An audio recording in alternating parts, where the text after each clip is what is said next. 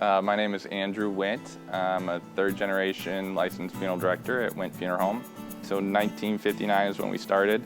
My grandparents, my grandpa and my grandma, one had the idea and one side of the family had the funds to make it happen. So product services, obviously we're a funeral home, so as far as merchandise goes, caskets, vaults, urns, but I would say that people have definitely evolved to accepting and really preferring cremation.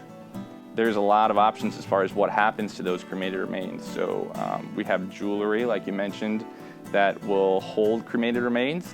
Everyone that comes into our care, we take their fingerprints. It used to be just, necklaces or rings or whatnot, but it's evolved into every possible thing you could think of. There's money clips, there's knives, there's all sorts of different keepsakes that might be meaningful to a surviving family member, and you can get your loved one's prints on them. We've been embracing the burial methods that are eco-friendly.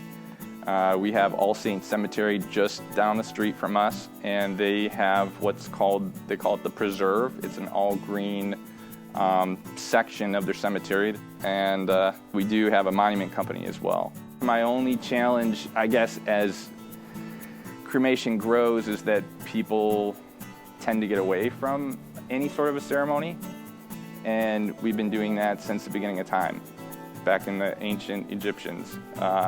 So there's a reason that ceremony is important when we lose somebody. That person lived a life and they deserve to be celebrated. And the funeral itself is for the living. All of us surviving loved ones need some sort of closure, and that's what ceremony's for.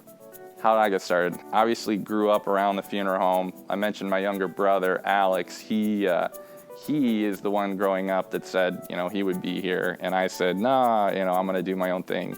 And as we got through high school and college, our drives and our passions, developed, and it turned out to be that this is something that I love to do. But yeah, I graduated with a finance degree from Michigan State, and came in just part-time right out of college to help. It meant a lot to me to come in and help them at a time that they needed it, and that also allowed me the opportunity to experience what it means to be a funeral director. In going with the community piece, obviously there's lots of options for banks, and Oxford Bank is our hometown bank. I mean, the bank is down the street.